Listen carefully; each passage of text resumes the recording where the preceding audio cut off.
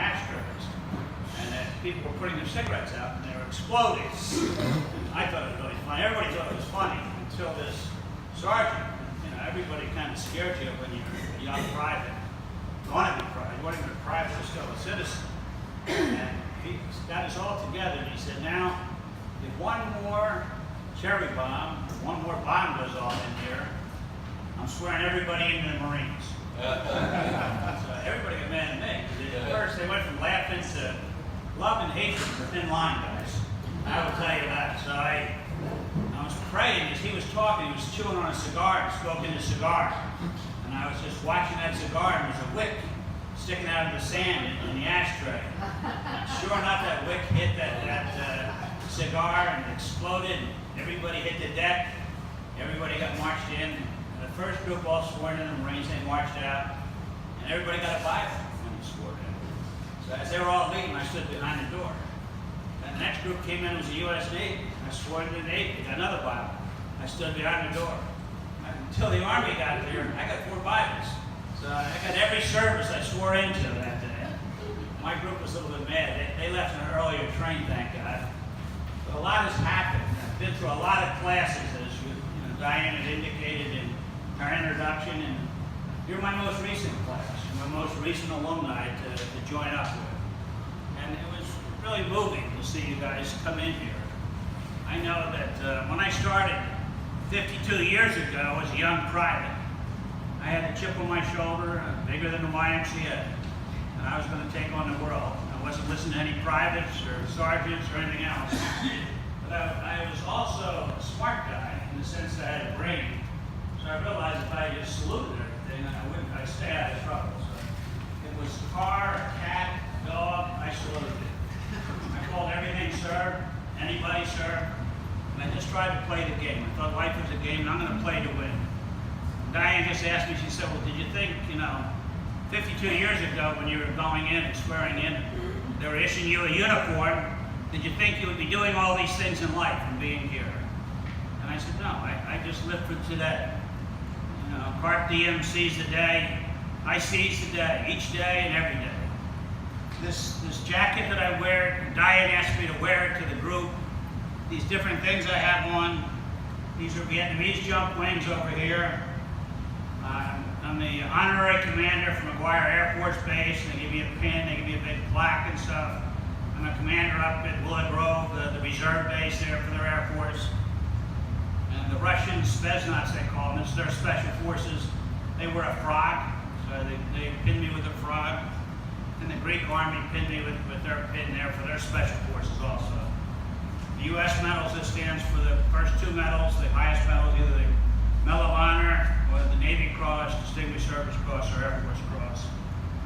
The Conspicuous Service Cross, the Army's Distinguished Service Cross. The Combat Instruments badge back in Vietnam, you had to spend 30 days under enemy fire to receive the CI bid. So it was a hard thing to get. I got it with the 75th Rangers. And you have to remember, ladies and gentlemen, I was just turning 18. My first sergeant had 5 children that were older than Mick, and he had to listen to Mick. And the buck stopped with Mick. If something went wrong, it was my butt. All these things seem nice, and your badges and your medals and all that stuff, but I was shot up pretty bad. I had a machine gun across the chest. This hand that I'm holding this microphone with, the ulnar nerve was severed, the median nerve was pinched, the hand was paralyzed, and it hung like this. And apathy set in. I had no muscles, no muscle coordination in this arm. 40% of my body was burned with napalm, and I was in a wheelchair, electric wheelchair first. I drove my left hand, and I could move around the hospital, race other guys in between surgeries. And then I went to a regular wheelchair, and I went to crutches, and I went to a cane, and then I ran a 26-mile or 26-mile marathon in New York. And during that marathon, I said to God, I said, please let me finish this, and I'll never hurt myself again in my life, I swear to God. What threw me off in the marathon, I used to run the Delaware Canal, but I didn't carry a flag. And in the marathon, I carried a flag for the veterans, the disabled veterans particularly. And when you're carrying something and you're running, it throws your gait off. So my gait gate was thrown off. I hit my wall at 20 miles an hour. I finished with guts and adrenaline. I was happy to finish. My family was there. And just to show you how things can manifest and change, I bought a new pair of shoes, and they weren't Nikes. They were Adidas. I bought a new pair of shoes, and I put these shoes on for the race. I figured I need a new pair of shoes. You know, Doc would have told me different. Frank there, he would have said, don't put on a new pair of shoes to run 26 miles. About 11 miles, my feet were burning up. So I asked my wife to take my shoes, my old shoes. She brought them out of her Falcon, and she brought my shoes to me, and they had holes in the bottom of the shoes. And so people looked at the holes in the bottom, and they're saying, Christian, you're going to run with holes in your shoes? Now that happened, that race was 25, 30 years ago, 40 years ago maybe. And now today people say, Christian ran that race barefoot. So it went from holes in my shoes to, being barefoot. They swear to God that I ran barefoot. It was 5 Green Berets, we all entered the race, we're all disabled, we all finished the race. So I was proud to do that. I was proud the government was good to me. The government sent me to school, and I became a political scientist first at Villanova, and I said, what do I do now? I go out and find politicians under rocks. And what do you do as a political scientist? I said, well, go to law school. So they kept paying for all these schools for me, and the government was good. So in between surgery in the hospital and coming to school, I was able to rehabilitate myself, so to speak, in their eyes. In my eyes, I remember a doctor telling me that I was probably, you may not walk again, son. You may have problems with certain piece of shrapnel. It severs arteries. You have to crack your chest, open your chest up, bypass your heart. You have to do different things. Other piece of shrapnel nick your spinal cord. That's why you lose mobility because of the nerve impairment there. And I just kept saying I'm going to do it. And I was given the last rites twice. I'm Catholic, and getting the last rites is a little scary, guys.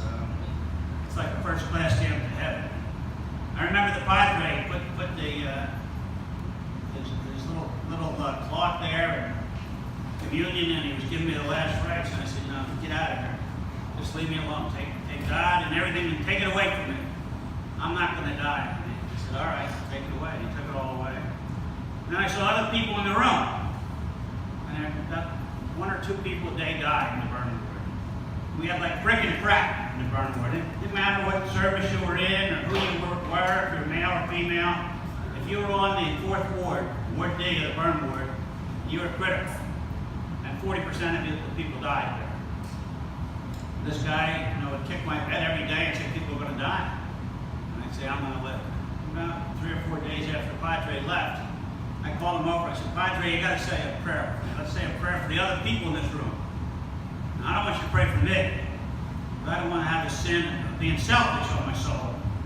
I don't want to go to purgatory. Back then they had purgatory. I guess they changed it. I can go right to heaven or right to hell. You don't stop in that in-between spot there. I thought that I was going to stop. I didn't want to stop. I just wanted to go one way or the other. I really didn't want to get burned anymore. So I told you about my uniform a little bit. I told you about trying to recover. I also remember the YMCA. As a little boy, they used to take Christmas trees, and that was actually a Christmas tree lot. That whole corner was a Christmas tree lot, and all the people from Levittown were encouraged to bring your Christmas trees and throw them on that lot. Many times they'd call the fire company because people would drop through. Kids would be climbing around in the Christmas trees, and they were 2 and 3 stories high, and they could slip down in the Christmas trees. So the fire company would come out and try to rescue the kids out of the Christmas trees. And then they would have a big bonfire. And it would probably be in like February, the bonfire would come. And they'd light it up, and it was a big thing.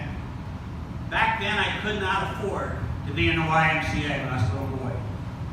When they originally built that YMCA, took over our Christmas tree lot, I didn't have the money for the YMCA.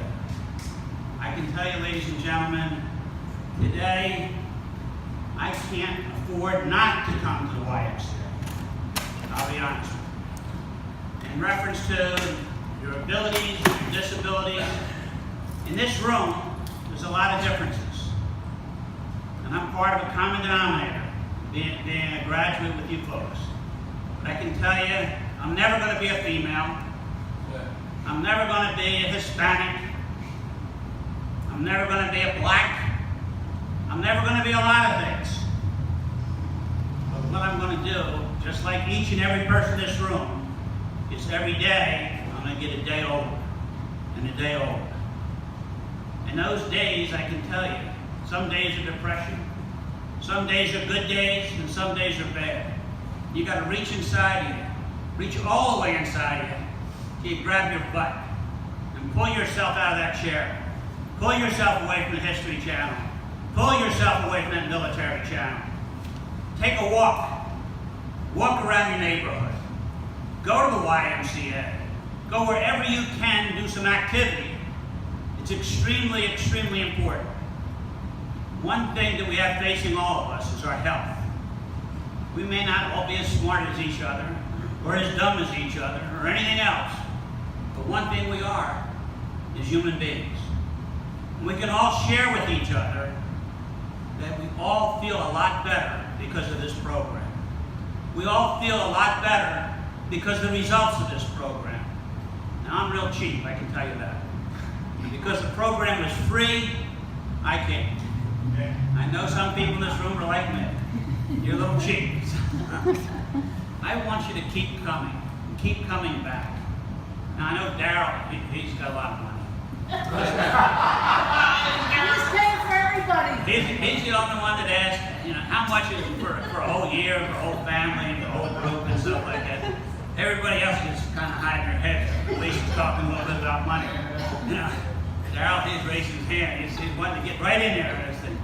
I'm not worried about Daryl today, but tomorrow I may be worried about Daryl. And I want you to worry about me. I want to worry about each other. We now belong to a group that we did something together that was difficult. It wasn't easy. I had to come home from work and change, come up to the YMCA. It was all a hassle. 95, I'd like to blow the hell up. Excuse the expression, I'm sorry. But it's the worst road in the world. I got to come out of Center City, Philadelphia, change out of a zoot suit, put on my little spanky pants and my red shirt, and come down to the YMCA with everybody.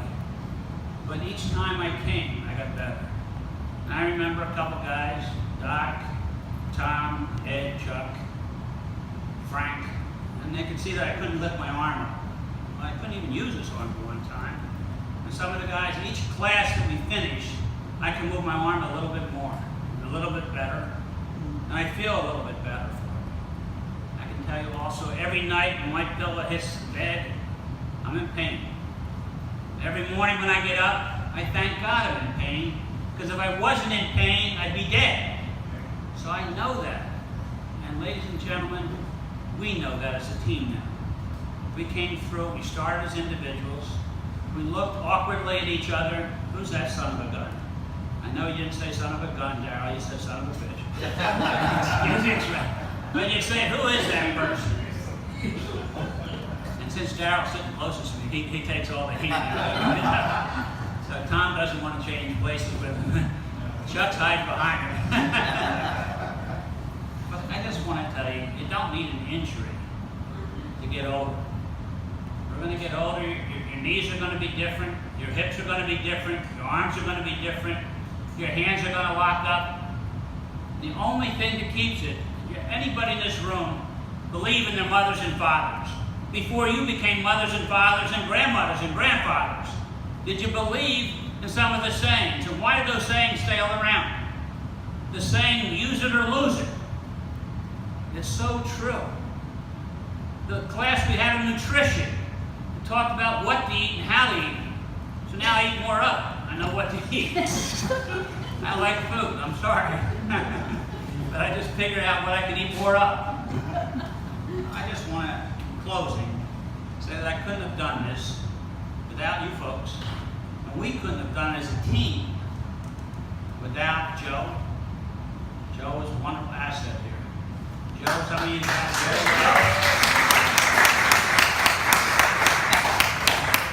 I couldn't, you know, I was going to kill Lottie a couple times. and she's a tough nut. She may be Spartan, just a little person. what, she really, sometimes get under my skin. She'd be telling me about how to do, these interval training and stuff, and I just wanted to burn that machine up. You are welcome. And I want to thank you very much. You did a great job.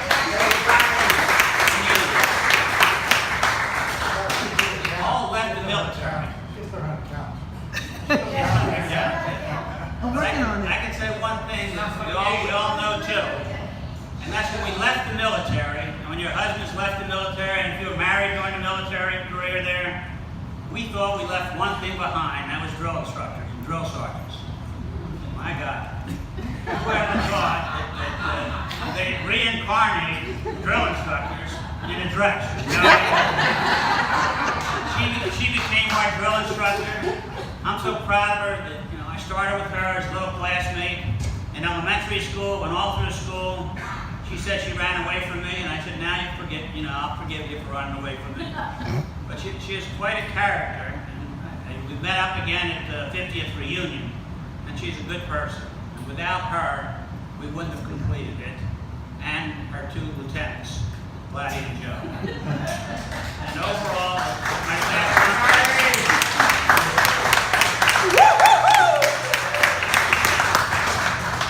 This program is run like a corporation. Even though it's a 501c nonprofit organization, it's run as a corporation. You have to run to the bottom line, you have to have things happen. There's a benefactor that pays for the veterans, the disabled veterans, to come here. And whoever supervises that, makes it happen, is a special person. And that special person had a few words with us tonight, shared a computer with us tonight. She's been to the horse farm with us. Happens to be Lisa. So, Lisa, I want to thank you all.